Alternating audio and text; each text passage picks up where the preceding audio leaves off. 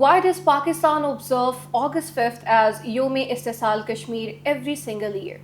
What happened in 2019 back then on this day? And why does it continue to shape Pakistan's foreign policy and public discourse? Hi, I'm Eman Tasleem, and today I'm joined by Ms. Maria Iqbal Tarana. She is a political leader of PML-N, Azad Jammu and Kashmir, and former chairperson on the Commission of Status of Women, Azad Jammu and Kashmir. Welcome to the show. Thank you very much, Iman, for inviting me to your show. You're most welcome. So in this podcast, we are going to discuss about, we are basically going to examine the history, the legal arguments, humanitarian crisis, and the road ahead. So let's start it.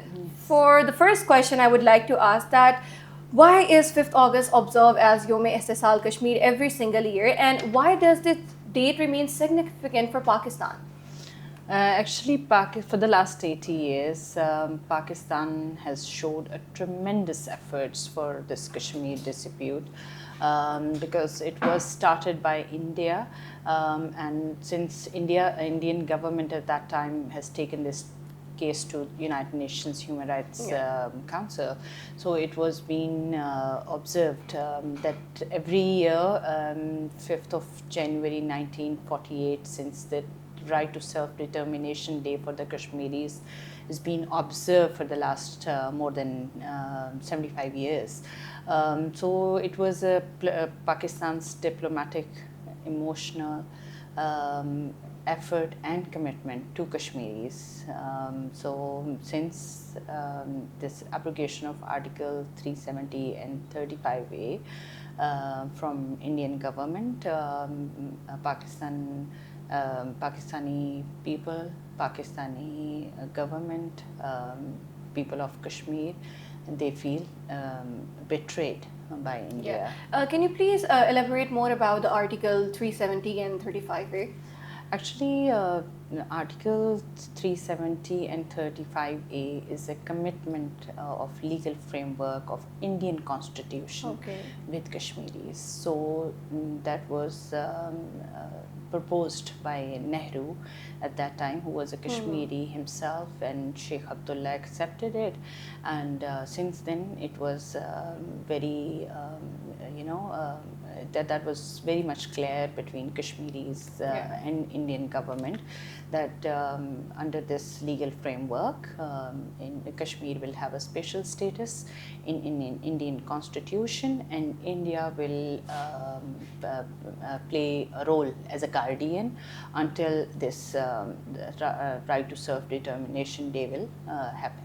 Yeah, back in 2019, right? Yes. All right, so what is Pakistan's official stance on this Kashmir dispute, and what legal or diplomatic argument does it present internationally?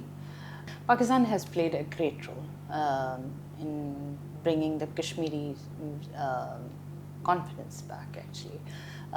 Since 1947, Pakistan's emotional, financial, diplomatic role showed that one day Kashmiris will get their right to self-determination, which was accepted and acknowledged by rest of the world, including all the superpowers and United Nations. All right, so as I just mentioned about the United Nations, I would like to ask that what contribution they have done in the last 70 to 80 years in this Kashmir dispute? Actually, United Nations have deployed their observer groups across line of control on both sides.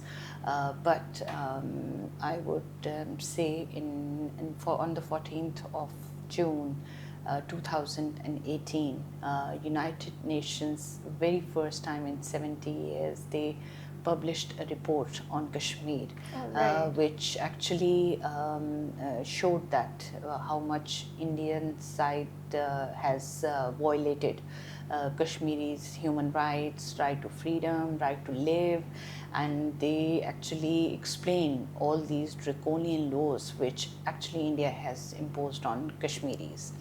And when this report was published on the 14th of June 2018, on the same day when Kashmiris were supposed to celebrate that in 70 years' time, actually for the first time, United Nations has published this report.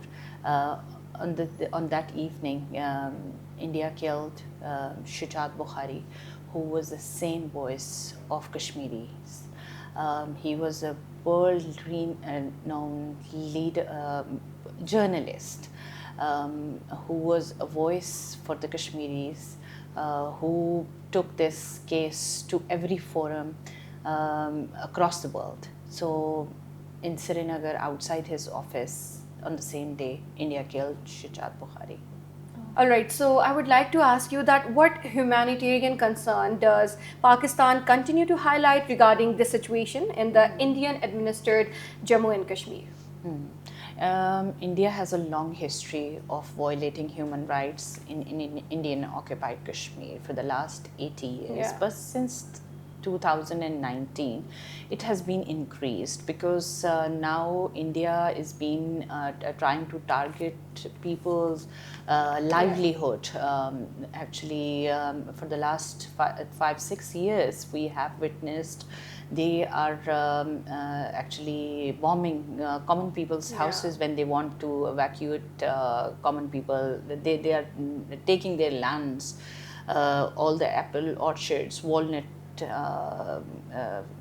orchards, or the other farmers. They are being affected by Indian government because their policies, their strategies is all to shatter Kashmiris' resistance, their determination, and for that India has gone to that extent where actually they don't allow people to live freely.